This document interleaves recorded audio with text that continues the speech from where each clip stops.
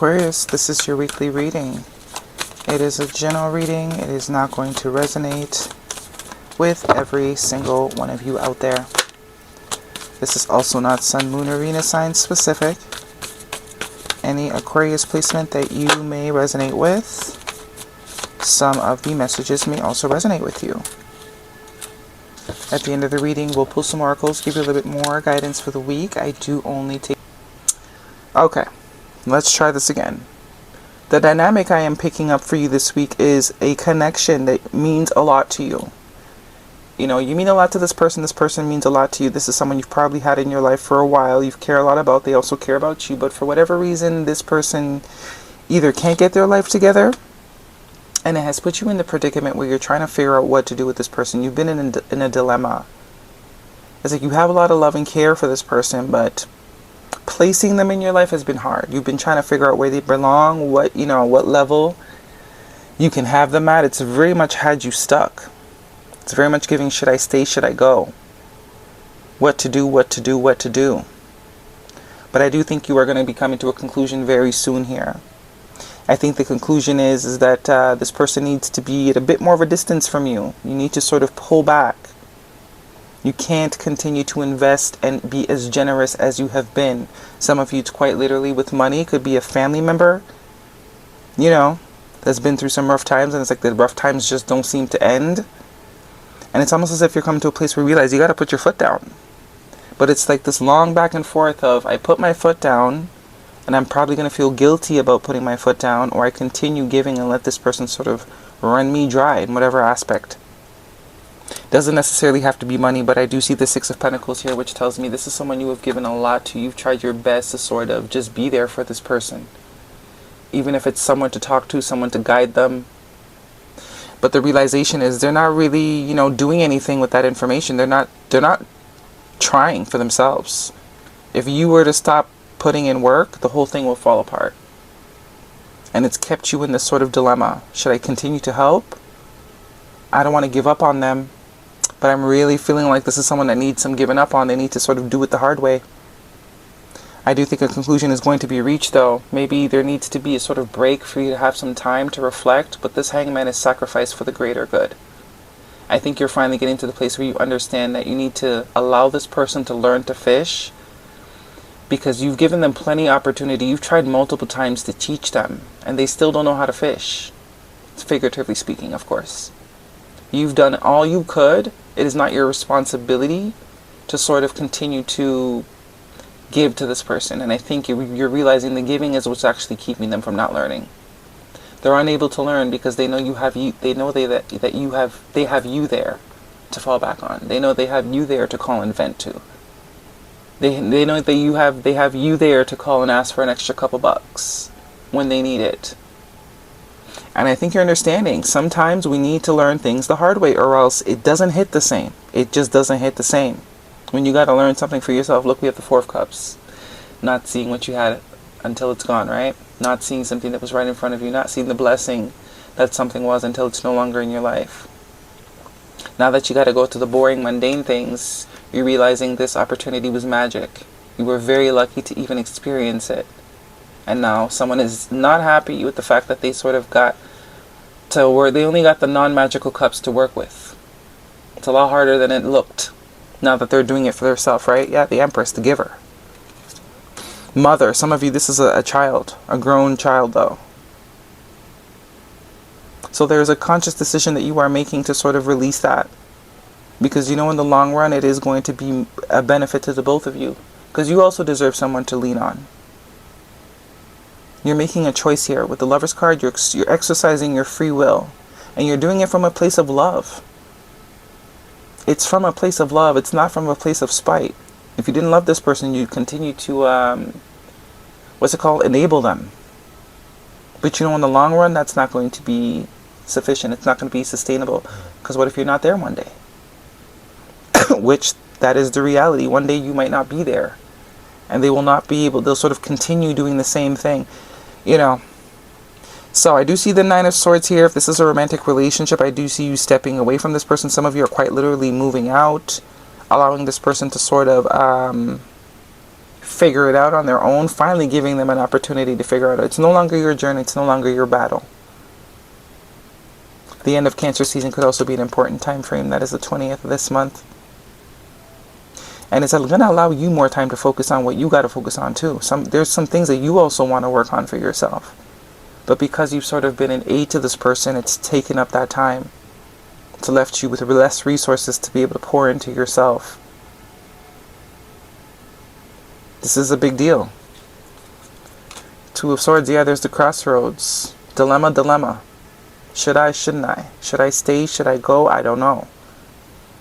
But your perspective on this has changed. I think for a long time you've been perceiving this as, if I give up, I'm giving up on this person, and I can't give up on this person. But now the perspective is changing.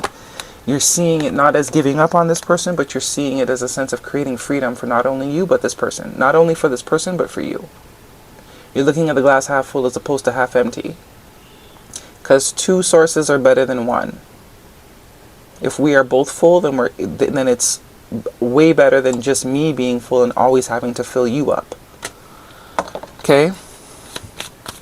You're just gonna sort of set them free and I don't know, this person might wait.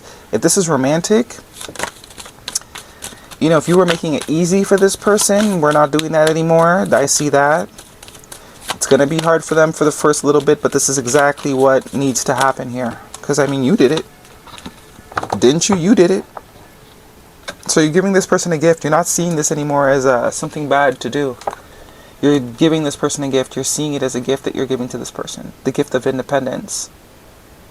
The gift of being able to rely on yourself. The gift of being able to feed yourself. Free yourself. It's time to take control back over your life. Make the effort. Great love is worth taking the steps you're guided to take. Yeah, you're going to finally allow space for this person to sort of rise to the occasion. That's also a thing too. People always like to get on the takers, but the givers were no better because we don't stop giving. We need to take some radical accountability. You know, people can't take what we don't give. And also, in its own way, it's also a form of codependency and its own vibration of toxicity, because the over-giving comes from also seeking validation. You know, trying to prove something. And stay optimistic about your love life. Positive thinking and faith will bring you romance. So this is all about perspective, for real. This is evolution of perspective. You know, seeing things very differently. Something that you perceived once as something that's very hard to do is becoming very easy to do. Because not only do you love this person, but you love yourself now too. And you're seeing the benefit in this decision. By making this decision, it acts to an account of love to the both of you. Choices, man. It's all about our choices. We like to blame the takers. But free will is always ours to exercise.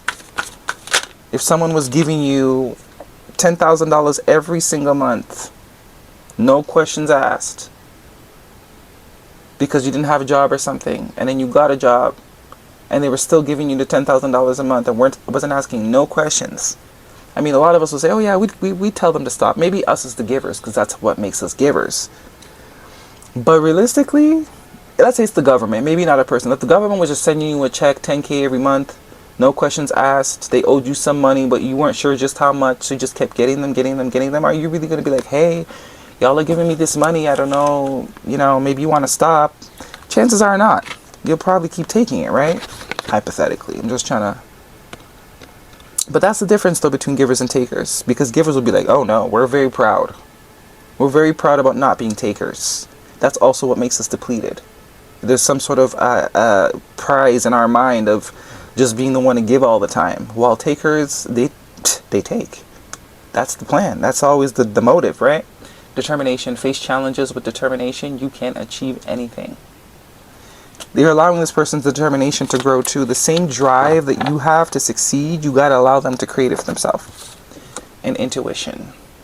Listen to your intuition. It never lies. It's your ego that's allowing you to continue to give to people and not allow people to create their own. Guidance, please. This could even be children too, because I do see Ten of Pentacles here. You know, if you're at that stage where your children are big enough to be doing basic skills for themselves, but you're just in the habit of always doing things for them, I even have to get through this. It's like you forget your kids are growing up. Because you get into that routine of having babies and toddlers, you just kind of, you're in provider mode, you're in caregiver mode. But it's like they turn 10, and you're still cutting up their sandwiches and cutting the crust off and making little dinosaur shapes, and you don't realize, like, wait a minute, they're 10. Like, you know, it's time to get them to learn to make their own sandwich. It's time to teach them how to use the stove. Right? It's time to teach them. But it's that's why this free yourself is here. Free yourself. Guidance, please, for Aquarius. But a lot of you, some of you, this could be children or just, you know, a sister, a brother, a family member that's been very codependent. But this could also be a relationship. You've been holding it together. It's time for you to stop. Toxic, unhealthy, poison, delusional, nasty behavior. That's for some of you. What's underneath here? Proposal. Interesting. Commitment, offer, asking out, taking to the next level. It's almost as like things change drastically once you make this decision. Things change drastically, and it's like they would have had no opportunity to change if you kept sort of doing the same things. You're not afraid anymore. That's also what I'm getting. You're not afraid anymore. Even if this is children. Right? We get scared. Because it's like, oh my God, they're growing up. They're not going to need us anymore. But that's the whole point. You know, that's the whole point. It's time to release negativity. Full moon in Scorpio. Scorpio energy could be important to you. It's also about releasing, cleansing. Full moon energy could be very significant, or a timing reference. Also could be allowing someone to do their shadow work. This person could have also been under your protection because you're farther down the line on your journey. They could have been under your shield, under your grace. You got to allow them to make their own grace, create their own connection to the divine, to God, to whatever. And you're ready. So no more dilly-dallying. No more dilemma. No more should I, shouldn't I. And time to lay down the law. Okay? Time to lay down the law, Aquarius. That is your reading. Hopefully it resonates. Thumbs me up. Don't forget to subscribe. See you guys next week.